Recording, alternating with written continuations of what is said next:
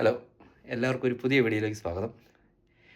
Just ഒരു 15 ദിവസത്തേക്ക് വെക്കേഷന് നാട്ടിൽ പോകുന്നതുകൊണ്ട് ഇറങ്ങുവാണ്. അപ്പം ഒറ്റയ്ക്കാണ് പോകുന്നത്, ഫാമിലിയൊന്നുമില്ല. UK വന്നിട്ട് ആദ്യമായിട്ടാണ് ഒറ്റയ്ക്ക് പോകാൻ വേണ്ടി പറ്റുന്നത്. ഞാനിത് പറയുന്നത് കേട്ട് സുമ അവിടെ ഇരുന്ന് ചിരിക്കുന്നതുകൊണ്ടാട്ടോ ചിരി വന്നത്.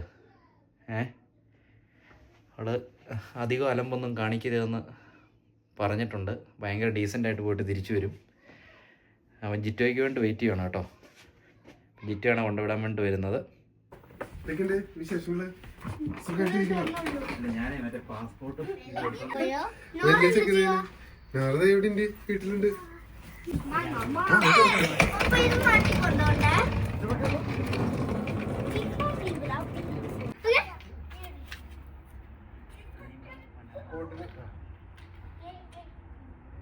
ഹീത്രൂവിലെ ടെർമിനൽ 2-ൽ നിന്ന് ബാംഗ്ലൂരിലേക്ക് ടെർമിനൽ 2-ലേക്കുള്ള ഫ്ലൈറ്റാണ് കേട്ടോ ഞങ്ങൾ എടുത്തത്, എയർ ഇന്ത്യയുടെ. അങ്ങനെ രാവിലെ ബാംഗ്ലൂർ ഇൻ്റർനാഷണൽ എയർപോർട്ടിൽ ഇറങ്ങി ലഗേജ് വാങ്ങിക്കാൻ വേണ്ടി വെയിറ്റ് ചെയ്യണം കേട്ടോ. നമ്പർ 4-ലാണ് നമ്മൾ വരുന്നതെന്ന് പറഞ്ഞത്. 9 മണിക്കൂർ 40 മിനിറ്റും ഉണ്ടായിരുന്നു യാത്ര. പക്ഷേ അടിപൊളിയായിരുന്നു കേട്ടോ. ഞാൻ 2 സിനിമ കണ്ടു.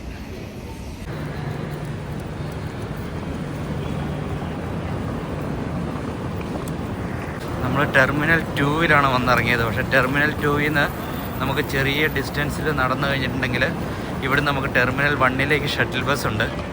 ടെർമിനൽ 1-ആണ് എൻ്റെ ശരിക്കും ഇൻഡിഗോയുടെ ചെക്ക് ചെയ്യേണ്ട സ്ഥലം. അപ്പോൾ ഞാനിത് അവിടെ നിന്ന് നടന്ന് ഇവിടം വരെ വന്നിട്ട് ഇൻ്റർ ടെർമിനൽ ഷട്ടിൽ എന്ന് പറഞ്ഞിട്ടുള്ള അങ്ങോട്ടേക്ക് പോവാണ് നമുക്ക് ബസ് കയറാൻ വേണ്ടി. നമ്മൾ നല്ല ലോ ഫ്ലോർ ബസ് ഇവിടുന്ന് ടെർമിനൽ 1-ലേക്ക് പോകാൻ വേണ്ടിയിട്ടുണ്ട്. എയർപോർട്ടിൻ്റെ ജസ്റ്റ് പുറത്ത് നിർത്തിയിട്ടുണ്ട്. അങ്ങനെ നമ്മൾ ബാംഗ്ലൂരു ടെർമിനൽ 1-ൽ വന്നിരിക്കുകയാണ്. ഞാൻ കുറേ നേരത്തെ, എനിക്ക് 5 മണിക്കാണ് ഫ്ലൈറ്റ് ഉള്ളത്. അപ്പം ഇതാണ് നമ്മുടെ ടെർമിനൽ 1. ഇനി അതിൻ്റെ ഉള്ളിൽ പോയിട്ട് ഏതായാലും വെയിറ്റ് ചെയ്യാം. ഇപ്പോൾ ചെക്ക് ഇൻ ചെയ്യാൻ വേണ്ടി കയറ്റുമെന്ന് അറിയാൻ പാടില്ല. എനിക്ക് ഒരു ബാഗ് മാത്രമേ കയറ്റിവിടാൻ വേണ്ടിയിട്ടുള്ളൂ. ടെർമിനൽ 2-ൽ നിന്ന് ടെർമിനൽ 1-ലേക്ക് നമുക്ക് ബസ് ഷട്ടിൽ സർവീസ് ഉണ്ട്. അത്യാവശ്യം കുഴപ്പമില്ലാത്ത സർവീസാണ് കേട്ടോ. അവർ കുറച്ച് സമയം വെയിറ്റ് ചെയ്യും. അവിടുന്ന് ഏകദേശം ഒരു 7-8 മിനിറ്റ് നമ്മളെടുക്കുകയുള്ളൂ ഇവിടെ വരെ എത്താൻ വേണ്ടിയിട്ട്. ഫ്രീ സർവീസാണ്. അപ്പോൾ എനിക്ക് ഈ അടുത്ത ഫ്ലൈറ്റ് ബോർഡ് ചെയ്യാൻ വേണ്ടി ഇൻഡിഗോ ആണുള്ളത് ടെർമിനൽ 1-ൽ നിന്ന്. കണ്ടു ഇന്നലെ ഉറക്കം ശരിയാകാത്തതുകൊണ്ട് ഇങ്ങനെ ഇരിക്കുന്നത്. അപ്പം കുറച്ച് സമയം കൂടെ കഴിഞ്ഞിട്ടേ കയറുള്ളൂ.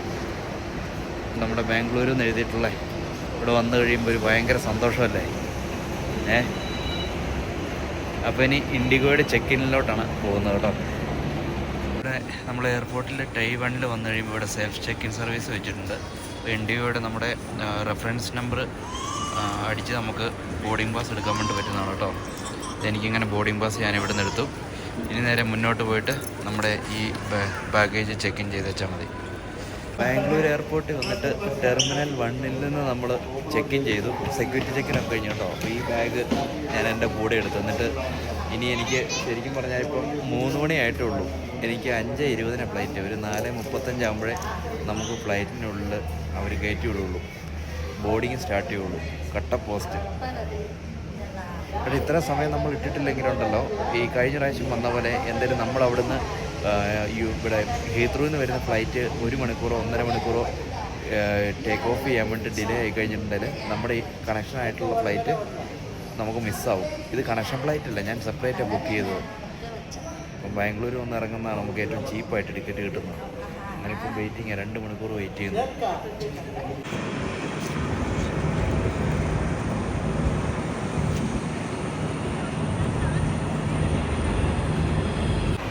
അങ്ങനെ നീണ്ട യാത്രയ്ക്ക് ശേഷം ഞാൻ ലാസ്റ്റ് കണ്ണൂർ എയർപോർട്ടിലെത്തി കേട്ടോ. എയർപോർട്ടിൽ കുറച്ച് നേരത്തെയാണ് വന്നത്. ഇപ്പോൾ സുനിയും നമ്മുടെ ഗ്യാങ് മുഴുവൻ ഇപ്പം കൂട്ടാൻ വേണ്ടി വരുന്നവരെത്തിക്കൊണ്ടിരിക്കുന്നേ ഉള്ളൂ. കണ്ണൂർ എയർപോർട്ടിൽ ശരിക്കും അവർ എത്തുമെന്ന് പറഞ്ഞതിനേക്കാളും 1/2 മണിക്കൂർ മുമ്പ് നമ്മുടെ ഫ്ലൈറ്റ് ലാൻഡ് ചെയ്ത് കേട്ടോ. പുറത്തിറങ്ങിക്കഴിഞ്ഞ് കണ്ണൂർ എയർപോർട്ടിൻ്റെ ഒരു രാത്രിയിൽ ഇങ്ങനത്തെ ഒരു വീഡിയോ ഒക്കെ റെക്കോർഡ് ചെയ്തു. അപ്പോഴത്തേക്കും കൂട്ടുകാർ കൂട്ടാൻ വേണ്ടി വന്ന എല്ലാവരും കൂടെ എത്തിക്കഴിഞ്ഞു. അമ്മമാരെല്ലാവരും ഉണ്ട് കേട്ടോ. അപ്പം നാട്ടിലേക്ക് ഉള്ളൊരു യാത്ര എയർപോർട്ടിൽ എന്ന് പറഞ്ഞു കഴിഞ്ഞിട്ട് ഒരു ഭയങ്കര രസമാണ്. നമ്മളെല്ലാവരും കൂടെ പാട്ടൊക്കെ പാടി ഇടയ്ക്ക് ഭക്ഷണമൊക്കെ കഴിച്ച് നാട്ടിലെ കഥകളൊക്കെ ചോദിച്ചറിയാനുള്ള ഒരു തിടുക്കവും എന്താണ് ഇനി ഫ്യൂച്ചർ പ്ലാൻസ് എന്നുള്ളതൊക്കെ നമ്മുടെ ഈ യാത്രയിലായിരിക്കുമല്ലോ നമ്മൾ ഏറ്റവും കൂടുതൽ തീരുമാനങ്ങൾ എടുക്കുന്നത്. അപ്പം അങ്ങനെ പോകുന്ന വഴിക്ക് മട്ടന്നൂരിൽ നിന്നൊക്കെ കുറേ കഴിഞ്ഞ് ഞങ്ങൾ ഏകദേശം ഇരുട്ടിയൊക്കെ കഴിഞ്ഞ് കഴിഞ്ഞപ്പോഴത്തേക്കുമായിരുന്നു ഭക്ഷണം കഴിക്കാൻ വേണ്ടി കയറിയിട്ടുള്ളത്.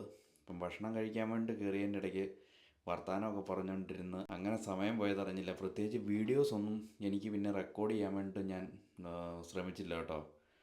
എന്തായാലും ഇവന്മാരെല്ലാം കൂടെ കണ്ടു കഴിഞ്ഞപ്പോഴത്തേക്കും സത്യം പറഞ്ഞിട്ടുണ്ടെങ്കിൽ നമ്മൾ വീഡിയോ ഒക്കെ റെക്കോർഡ് ചെയ്യുന്ന കാര്യം മറന്നുപോയി. ഏകദേശം 10:30 ഞാൻ അവിടുന്ന് പുറത്തിറങ്ങിയത്. രാത്രി ഏറെ വൈകി വീട്ടിലെത്തി. ഇനിയിപ്പോൾ നാട്ടിലെ കുറേ വീഡിയോസ് കാണാം. അപ്പോൾ എല്ലാവർക്കും ബൈ ബൈ.